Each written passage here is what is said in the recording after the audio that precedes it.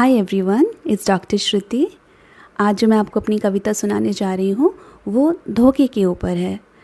तो ये जो मैंने पोएम लिखी थी, मैंने हमेशा ही आप लोगों को बताया है कि मेरी जितनी भी कविताएं हैं मैंने स्कूल या कॉलेज टाइम में लिखी है। तो जब मैंने धोखे के ऊपर ये कविता लिखी थी तो मुझे ऐसा फील हो रहा था कि मैं क्यों लिख रही हूँ, क्योंकि कोई धोखा तो मेरे साथ तो हुआ नहीं है। लेकिन इतनी स्ट्रॉन्ग फीलिंग मुझे आ रही थी। आप तब तक कोई कविता नहीं लिख सकते जब तक आपको इंटरनली बहुत ज़्यादा इमोशंस फील ना हो, चाहे वो सैडनेस के हो या हैप्पीनेस के हो। जब आप इंटरनली बहुत हैवी इमोशंस फील करते हो तभी वो आप उस चीज़ को लिख पाते हो। इसका आंसर मुझे बहुत टाइम बाद मिला कि मैंने क्यों ये कविता लिखी थी। जब मैं थेरेपिस्ट बनी, जब मेरी ट्रेनिंग हुई, जब मैंने बहुत सारे अपने PLRs देखे, अपनी पास्ट लाइफ्स देखी, तब मुझे समझ में आया। क्योंकि मेरी जो पास्ट लाइफ्स थी उसमें एक पैटर्न था, बहुत धोखा हुआ था मेरे साथ, स्पेशली मेरी लव लाइफ में। तब मुझे समझ में आया कि मैंने क्यों ये कविता, मेरे लिए लिखना बहुत इजी था और बहुत ही ऑटोमेटिक था। तो धोखे से कैसे बचा जाए? अगर हम जनरली किसी से पूछते हैं तो हर कोई एक ही चीज़ कहता है, लोगों के बारे में पता होना चाहिए, आपको समझ में आना चाहिए कि कैसे लोग होते हैं, किस तरह के लोग होते हैं, ताकि आप उन्हें समझ करके बच पाओ। हाँ, ये काफ़ी हद तक ठीक भी है, लेकिन फिर भी एक हीलर होने के नाते मैं इस चीज़ को अलग तरीके से देखती हूँ।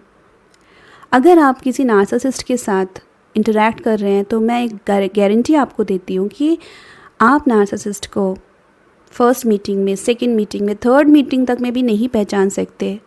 अगर इतना आसान होता तो बात ही क्या थी। आप इमेजिन करिए, किसी नार्सिसिस्ट की वाइफ उसके साथ 10 साल रहती है, 15 साल रहती है, 20 साल रहती है, तब जाके उसको समझ में आता है एट द एंड कि वो किस डेविल के साथ रह रही थी। जो लोग धोखा करते हैं वो इतनी सफाई से अपने अंदर की जो ईविलनेस है उसको एक सुंदर से रूप में छुपा लेते हैं।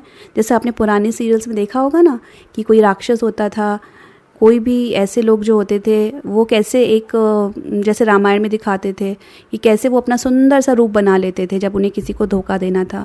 तो आज के ज़माने में जितने भी टॉक्सिक लोग हैं, नार्सिसिस्टिक लोग हैं, वो अपने अंदर की ईविलनेस को बहुत सुंदर रूप में छुपा लेते हैं।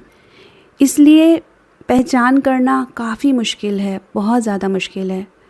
मुझे ऐसा लगता है, जो मैंने अपने अंदर महसूस किया है, कि ज़्यादातर धोखा उन लोगों के साथ होता है, चाहे वो मैं खुद भी थी, मतलब मेरे साथ भी इतना धोखा हुआ है, जो लोग अपने ऊपर ना, जिनका ट्रस्ट नहीं होता, यानी कि जो लोग खुद पर विश्वास नहीं करते। जब आप अपने ऊपर विश्वास नहीं करते हो ना, तो आपको वाकई में ऐसे लोग मिलते हैं, आपकी एनर्जी खींच के लाती है ऐसे लोगों को जो आपको धोखा देते हैं।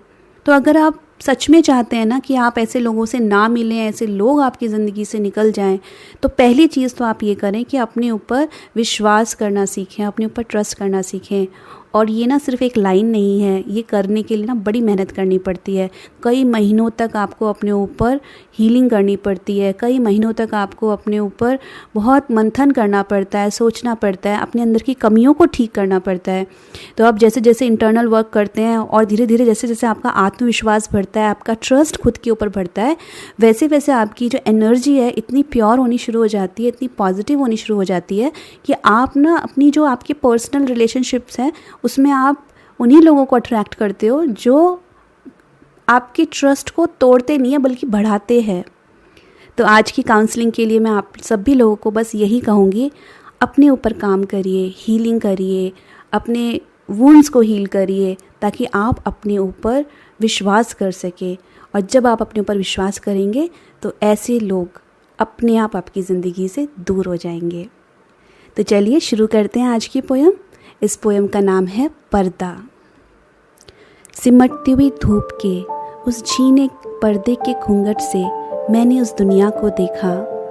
सर्द मौसम की ठिठुरती हुई ठंडक में इसे आंचल बना इसमें से झांक कर देखा। सनसनाती हुई हवा के झोंके से चेहरे पर उड़ती जुल्फों के दरमियां से देखा। रिमझिम बरसती बूंदों का जाला बना उस पारदर्शी दुपट्टे के साए में देखा। कुछ धुंधले पर परिचित चेहरों की भीड़ को मुस्कुराते हुए मेरी तरफ हाथ बढ़ाते हुए देखा।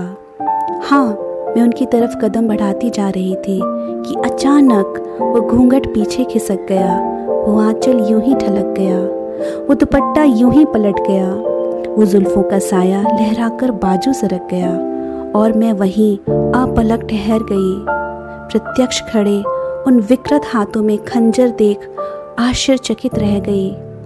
पर वक्त रहते ही उस रास्ते को बदल, उस घिनौने सत्य को समझ संभल गई।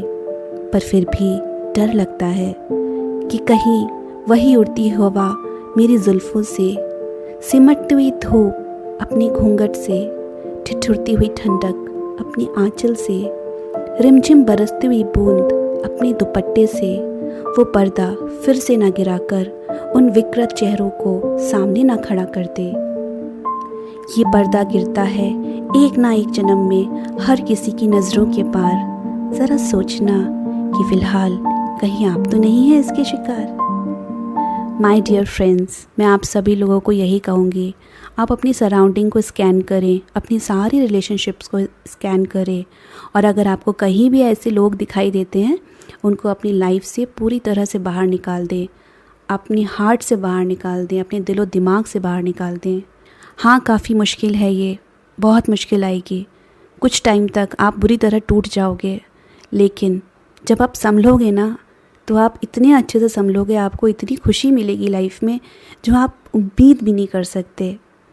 टॉक्सिक लोगों को छोड़ना आसान नहीं है क्योंकि हमें उनका एडिक्शन हो जाता है, लेकिन एक बार छोड़ के देखिए और फिर देखना कुछ टाइम जाएगा आप डिप्रेस रहोगे, लेकिन जब आप संभलोगे ना आप ज़िंदगी की नई ऊंचाइयों को छूओगे।